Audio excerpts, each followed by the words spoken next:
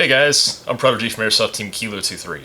I know it's been a while since I've done a review, but yeah, it's too bad. I'm in college and I don't have money to buy a gun every week for you guys to be entertained by, so whoop whoop. Plus, dang, college is expensive and so are airsoft guns today, especially the ones you guys ask for. You guys always want the really expensive reviews. So I said, what the heck, I really want to get another M4 soon, even though God knows I've got way too many. So I figure, okay, I'm just going to go with it. I'm not even going to upgrade it at all. I'm going to abide by KWA's 45-day warranty and leave this 100% stock unopened. Won't even touch the internals at all. Someone's got their weed whacker going. Weird, it's raining out. Anyway, today we're going to check out the KWA M4 RIS, or KM4 RIS, whichever you want to call it. Now, this gun is fantastic. I shot this at the shop. I picked this up at Surplus just last night. You can check out what we sell it for there if you feel like stopping by, or you can look at it on the internet. It's all good. It's always the same thing, same gun no matter where you buy it. This is the 2GX model, so you get the reinforced gearbox, you get the two-finned hop-up bucking thingy, and the rail system versions, believe it or not, come with a 6.03 or tighter barrel, so says KWA. Actually, the ed tech at Surplus asked KWA what their specs were on these barrels. Believe it or not, they said they were anywhere from a 5.98 to a 6.03 barrel. So, dang, that's pretty cool. You might actually have a 6.0 barrel in a stock gun. That's pretty dang cool. So, I'm going to show you guys everything this gun comes with, then I'll actually get down and talk about the gun. So let's get to it. So, like any good airsoft gun, or 98% of them, it's going to come with a high-capacity magazine. This mag holds 360 rounds, just like any other M4 magazine. It is very, very, very nice. Feeds just about every round when you give it a full wind.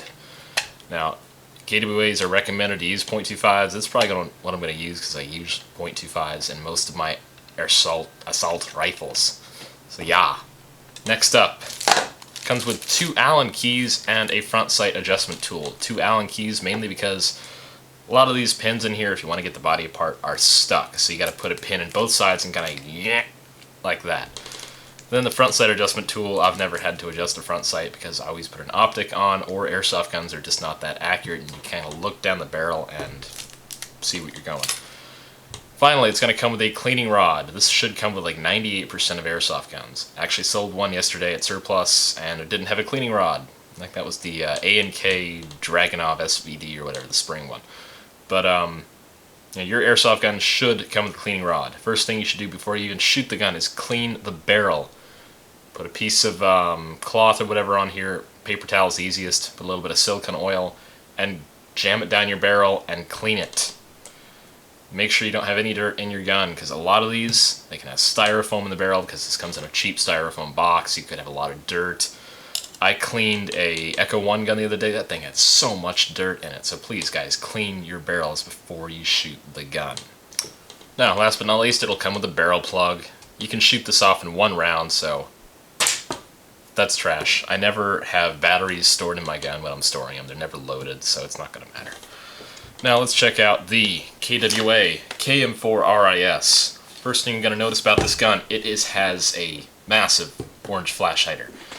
And the one thing I was really disappointed about is it's larger, minutely, by like a millimeter, than most of the flash hiders. I tried to put my Gemtech Halo suppressor by Madbull on here. Lo and behold, it did not even slip over the flash hider like it's supposed to. Oh well, I'll probably just go get an aftermarket one at Surplus and throw it on there, because those are black or gray, and this thing is an obnoxious orange. Okay, let's put this thing down on the table and I'll get into detail about everything. Alright, now the paperwork, before I get to the gun, it comes with a lot of paperwork. I think the coolest thing here is this sticker. Yeah, you get a KWA sticker. It's great for all the kids that start airsofting, That's right. This AEG is lipo ready. Yeah. 1520C, 1500 milliamp hour 11.1. I wouldn't push it farther than that. You're probably going to get about 21 to 23 rounds a second, depending on your battery. I really wouldn't push it more than that, because KWA is not perfect, even though they are pretty dang close. You get your manual. This is all the basics, how to work the gun, stuff like that. Load your mag, put the battery in, yada yada. Get your warranty card. KWA, you buy this gun, you get a 45-day warranty. As long as it's a factory defect or something like that, you can send your gun in, or they'll send you the replacement part, one or the other. Just call them up and you're good to go. Now the gun. Dang, this is a nice gun. Let's check it out. I'm going to start with the stock, move my way up. Now, the gun's stock is a crane stock. This is a really nice one. It's got great texturing. This is probably one of my favorite crane stocks out there because, why? It's insanely easy to get the battery in. It's not like the old A&K, Classic Army, G&P. Those weird ones where you have to like take the stock off, put the battery in, and kind of weave it in as you put it back on the buffer tube. No, this one's much, much easier. I'll demonstrate. You have two tabs on either side of the rear cap here. Just give them a push, and the cap will come right off. Now, yeah, I know, this thing comes in the mini-to-me connector. I'll probably put a Dean's on there soon enough. It's got the fuse integrated in right here, so if you need to switch it out, it's really easy. Just pop the stock off like I showed you, and it's that simple. Now, when you're picking out a battery for this thing, don't get the ones with the large cells, like in the large type batteries. Get the ones with the smaller cells as far as the width of the cell. Those will fit in here. The larger ones will not. Now, you got 3 tubes in here. The buffer tube section here, it's got a lot of wiring in it. I really would get just a regular nunchuck or something to put in here. 9.6 will get you around 20 rounds a second on this gun, which is excellent. You really don't need more than that out of a stock gun. If you really want to push lipo, you're only going to get a few more rounds a second, and it's probably going to break the gun faster. So I highly recommend just going with a 9.6. It'll probably fit better in here, and it's easier to work with. Stock is, of course, retractable. You just press up on this tab and push it inward or outward. It does have a 5-position metal buffer tube, so you can put your stock in 5 different positions. The buffer tube does have all these numbers here, 1, 2, 3, 4, 5, etc. So you can kind of see what position your buffer tube's at instead of just guessing. A little further up gun, just past the buffer tube here, we have a sling adapter. It's, of course, made of metal. Plastic ones, if it was plastic, it'd break on you in a heartbeat. This one comes built into the gun. You don't have to buy it aftermarket. You know, a lot of people buy the cheap Echo ones. Those will run 10 or 15 bucks, so it saves you that money when it comes pre-installed on the gun. Dang, we're already at the receiver. We have quite a bit to cover here on the receiver. This is a really, really nice receiver. Now, I know I went on and on and on about this in the SR10 review, if you guys actually keep up with those. But, you know, I'm going to go into detail here as well. Start from the bottom here, just makes it a little easier for me. Pistol grip is nicely textured, it's black, and it's a standard M16 pistol grip. The Selector is actually really stiff and pretty dang crisp. I'll show you here. Clicks into place very nicely. And it's not going to like jiggle about when you're running or anything. I know my ICSM4 actually came with a really, really sloppy Selector, and I wasn't happy with it, so I put a different spring and little bearing in there. You know, how it clicks into place like that. This one, no need to switch it out. Plus, all the gray accents on here, like the mag catch and the trigger, it's kind of nice. Moving left a little bit, we have KWA's pretty nice logos. They're white, and they're etched in. They're very nice. KWA also has their manufactured in Taiwan logo. Also, the semi-safe and full auto selectors are engraved in, they're not painted. The sights are just like any other M4, M16. The rear sight here, you can look through it and you can see the little front sight bar there. And I've got it lined up right here, so if you wanted to pull the trigger right now, yay, you could. Just like any other M4, you also have the smaller peep aperture.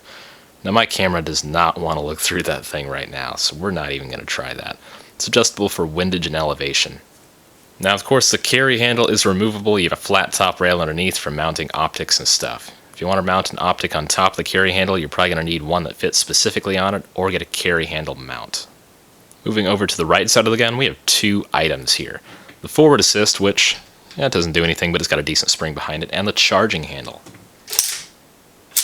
Does not pull back all the way like on an AR-15, but far enough to actually access the hop-up on this gun. The hop-up is located under the dust cover. You can access it by pulling the charging handle, like so, and you get the little wheel under there. It is a Tokyo Marui style hop-up. It's a little different, of course. It's pretty proprietary. It's hard to upgrade, so it's a pain. So just stick with the stock chamber and bucking if you really just want to leave it alone, please, guys. It's easier to leave it alone.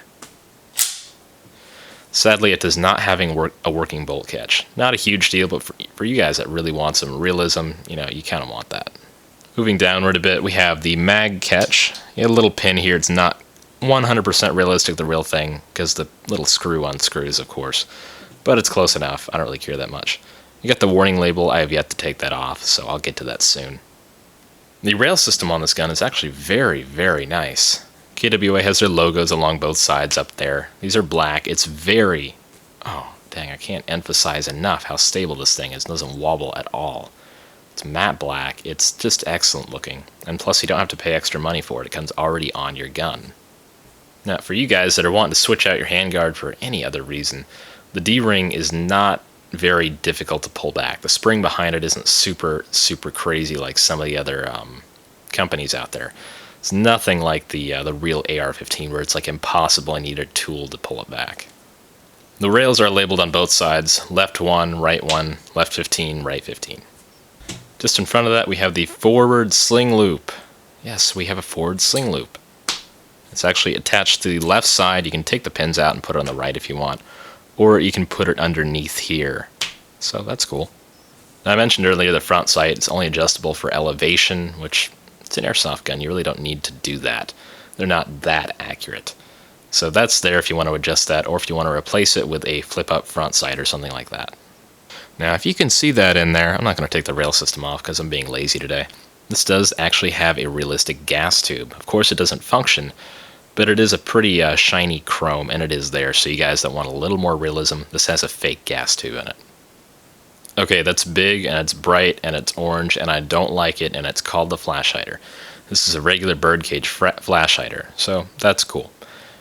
It does have a counterclockwise 14mm thread under it, so if you want to put a suppressor in there, you can. But one thing I'm going to warn you about, guys, the barrel actually goes into the flash hider a few millimeters. So if you get a suppressor or a flash hider that does not allow a barrel to go through it, we actually carry a few at surplus. Someone actually broke their gun when they tried to screw it on there.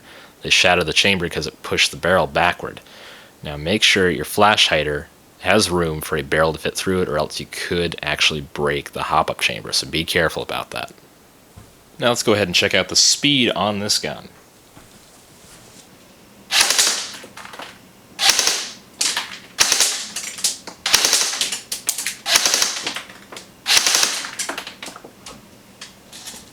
Dang, that is nice. Looks like it's shooting about 390 to 395 or so with .2 gram rounds.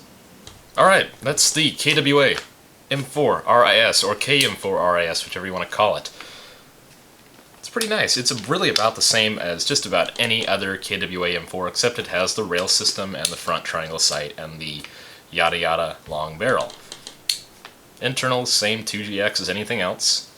So you guys can look up reviews on that stuff. I've got the SR10 review you can look at if you want to look at the all the other stuff. The internals, they're really the same pretty much. So go check those out, guys. Those are really cool. Pick up one of these today, online or at surplus in Woodinville, Washington. Thanks for watching, guys. I'm Prodigy from Airsoft Team Kilo23, signing off. Take it easy.